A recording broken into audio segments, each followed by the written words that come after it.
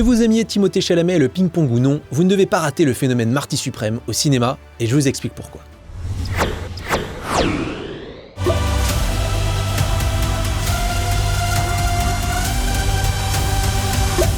Salut à tous, c'est Alexandre et aujourd'hui je vais vous parler du très attendu Marty Suprême mené par Timothée Chalamet, d'ores et déjà le grand favori pour remporter la statuette du meilleur acteur de la 93e cérémonie des Oscars, et réalisé par Josh Safdie. Et pour la faire courte, j'ai trouvé que Marty Suprême était une vraie belle réussite. Un mélange franchement assez épatant de comédie, de thriller psychologique, de drame sportif et aussi de films d'apprentissage, avec une tension palpitante, un humour noir mêlé à des touches de burlesque, de l'émotion pure et surtout un tempo narratif captivant, le parcours du jeune pongiste Marty Mauser dans sa quête de gloire ne s'arrêtant jamais. Cela étant dit, j'aimerais plutôt commencer cette vidéo en revenant rapidement sur la carrière de Josh Safdie en tant que réalisateur. Après quelques courts-métrages, il a réalisé son premier long-métrage en 2008. Oui, ça fait déjà un moment en vrai, avec The Pleasure of Being Robbed, portrait intimiste d'une jeune kleptomane vivant à New York qui avait fait un passage remarqué à la quinzaine des réalisateurs de Cannes. À l'époque, Josh Safdie, il faisait à peu près tout, puisqu'il était réalisateur, scénariste avec Eleanor Hendricks, acteur, producteur et aussi monteur avec un certain Benny Safdie, son frère. Et justement, avec The Pleasure of Being Robbed,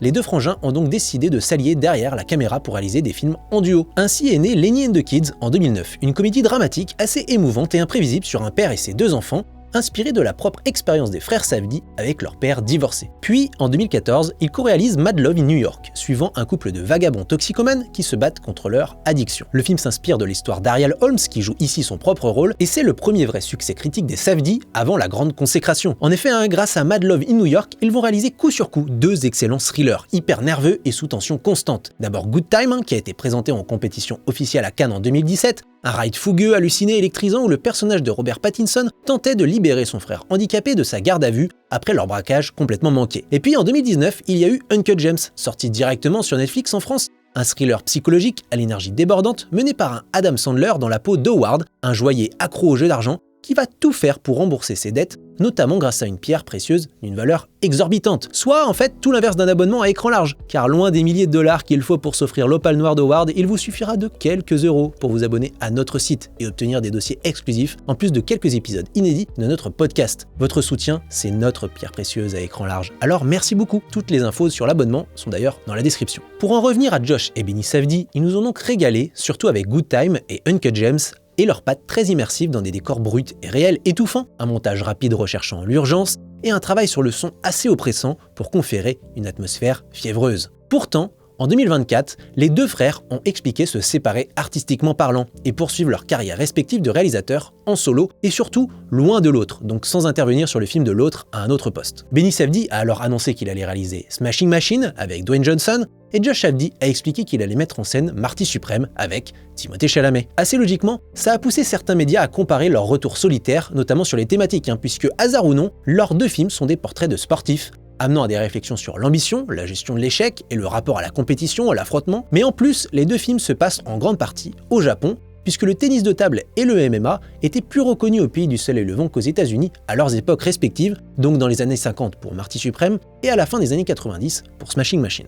Dans la continuité depuis leur sortie aux États-Unis, un jeu de comparaison au niveau de leur mise en scène s'est opéré également. Dans Smashing Machine, celle de Benny Safdie s'éloigne beaucoup des précédents films du duo et s'appuie sur un style proche du pseudo-documentaire, un rythme plus mesuré, assez introspectif d'ailleurs, et une esthétique plus naturaliste. Alors que dans Marty Suprême, Josh Safdie conserve au contraire une mise en scène plus mouvementée, un style volontairement plus chaotique, un récit mené tambour battant à travers un montage au rythme effréné. Bon, sur le papier, ces comparaisons, elles sont bon enfant, mais elles se sont progressivement transformées sur les réseaux sociaux en duel sur le talent respectif des deux frères. C'est là que je voulais en venir parce que je trouve qu'une conclusion perverse a fait du chemin à partir du moment où Smashing Machine a été moins bien accueilli que Marty Suprême, à la fois par la critique, 65 sur 100 pour Smashing Machine contre 89 sur 100 sur Metacritic pour Marty Suprême, le public, 3,2 sur 5 contre 4,2 sur 5 sur Letterboxd, et l'industrie, puisque Smashing Machine a une nomination aux Oscars pour les maquillages et les coiffures, quand Marty Suprême a obtenu 9 nominations, notamment les plus prestigieuses, meilleur film, réalisation, scénario original et acteur, pour pour Timothée Chalamet. La petite conclusion perverse qui est née donc de cette comparaison dont je parle est celle affirmant que Benny Safdie était donc le point faible du duo. Personnellement, je préfère très largement Marty Supreme à Smashing Machine, je vais pas mentir,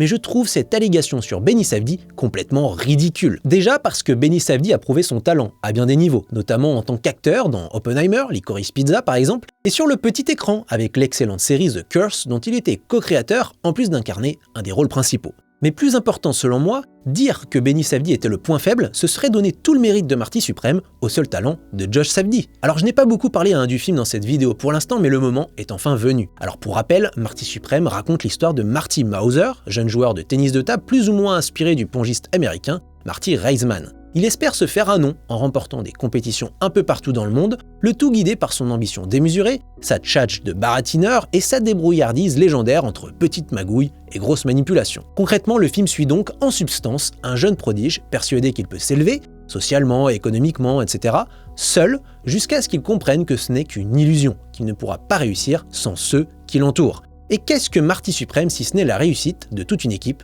Justement, bien sûr, Josh Safdie, il est à la fois producteur, réalisateur, scénariste et monteur sur son film. Mais il est avant tout le chef d'orchestre d'une nouvelle collaboration fructueuse avec son équipe de fidèles. Benny Safdie, il a décidé de faire cavalier seul sur Smashing Machine, mais Josh Safdie, lui, a retrouvé une bonne partie de l'équipe technique clé qui avait fait la virtuosité de Good Time et Uncut James dans Marty Supreme. En premier lieu, il y a Ronald Bronstein, de retour à l'écriture, lui qui a co-scénarisé Mad Love in New York, Good Time et Uncut James, mais aussi au montage, lui qui avait commenté Mad Love in New York, Good Time et Uncut James encore une fois, mais avec Benny Safdie, et non Josh pour le coup. De là à dire que le style narratif et le montage frénétique caractéristique des films du duo Safdie lui doivent beaucoup, voire tout, il n'y a qu'un pas que je ne franchirai pas, mais force est de constater que sa présence semble primordiale pour insuffler ce ton safdiesque. Pour le reste, sur Marty Supreme, Josh Safdie a aussi gardé Darius Khondji à la photo, lui qui avait été chef-op sur Uncut James, pour un résultat fabuleux entre lumière et ténèbres. Daniel Lopatin, alias Oneotrix Point Never,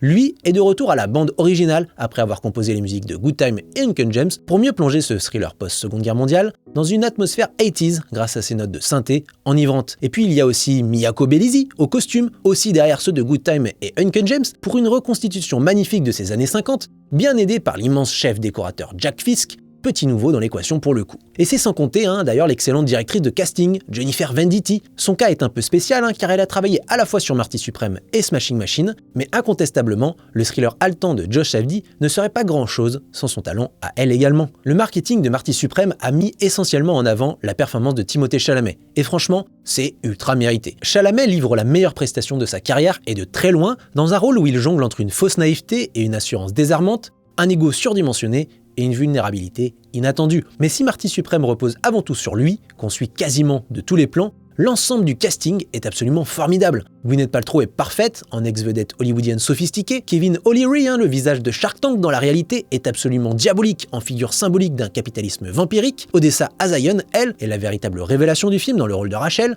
partenaire amoureuse, touchante, rusée et au caractère explosif, mais au-delà, chaque petit rôle secondaire est passionnant. De Tyler Okonma, Tyler the Creator, en chauffeur de taxi et ami de Marty, à Abel Ferreira, dans la peau d'un étrange mafieux new-yorkais, en passant par Geza Rohrig, en survivant de la Shoah, Koto Kawaguchi, en adversaire japonais redoutable, ou Luke Manley, en partenaire de business de Marty, à la gueule inoubliable dans son premier rôle au cinéma. Et au casting d'ailleurs, je pourrais même ajouter, d'une certaine manière, la ville de New York. Elle a été au cœur de tous les films de Josh Safdie, en solo ou en duo, avant Marty Supreme, et il en fait un nouveau terrain de jeu formidable. Ici, New York n'est plus tant un labyrinthe oppressant qu'une sorte de terre où tout semble possible, notamment pour la communauté juive qui vient de survivre à l'Holocauste et tente de se reconstruire dans cette terre d'exil. Mais malheureusement, ce New York est aussi une terre où la pression d'un système sclérosé broie régulièrement tous les espoirs de sortir de sa condition et écrase tout sur son passage. Devant Marty Supreme, j'ai d'ailleurs régulièrement pensé à The Brutalist, pour son ampleur et son récit en forme de rise and fall, où l'individuel percute le collectif, où l'échelle est à la fois intime et universelle.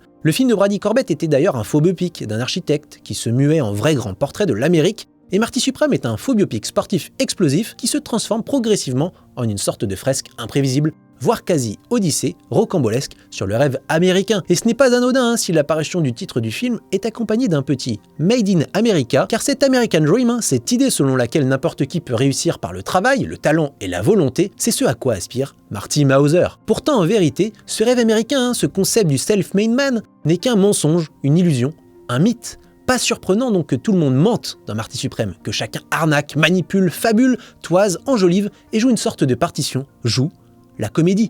Marty Suprême est un film où le mensonge prend le dessus sur le réel, où chacun refuse de croire en un avenir d'échec, ce qui rend le personnage de Marty émouvant derrière ses airs de petit con égocentrique. Car Marty est simplement un gosse qui se prend pour un adulte, il suffit de voir un de ses costumes trop grands pour lui, mais est surtout un loser qui rêve de devenir un winner. Il joue littéralement sa vie au ping-pong dans l'espoir de créer son propre mythe, lui qui want to rule the world, veut dominer le monde et pense pouvoir rester forever young, jeune éternellement, pour reprendre les tubes de Tears for Fears et d'Alphaville, tous les deux utilisés dans le film à des instants charnières, soit les deux génériques, celui de début et celui de fin, qui encapsulent le vrai cœur de l'intrigue que je ne révélerai pas ici. Alors je me répète par rapport à ce que je disais un peu plus tôt dans la vidéo, mais c'est assez émouvant de le voir accepter, à ce moment-là, l'idée que sa réussite dépend aussi des autres et comprendre que la trace qu'il laissera dans l'histoire, avec un grand H ou non, ne sera peut-être pas aussi glorieuse qu'il ne l'avait imaginé. En revanche, elle sera peut-être plus intense en lui, car intimement liée à son existence même, ses origines, sa famille, à la reconstruction de sa communauté, et donc finalement sincère, loin des fantasmes dans lesquels il a baigné depuis toujours. Marty Suprême est un film en perpétuel mouvement, l'histoire d'un mec qui refuse de stagner, de se laisser endormir par un système qui craint cette vitalité. Et c'est ce que j'ai trouvé fascinant finalement devant Marty Suprême. Car même s'il fonce tête baissée avec la fuite en avant de son personnage et aurait pu sombrer dans le chaos à plusieurs reprises, il ne déraille jamais grâce à la maîtrise parfaite de chacune de ses composantes. Bref, c'est un super portrait du rêve américain, à la fois sombre, drôle et intemporel, et probablement un des meilleurs films de 2026 à ce stade.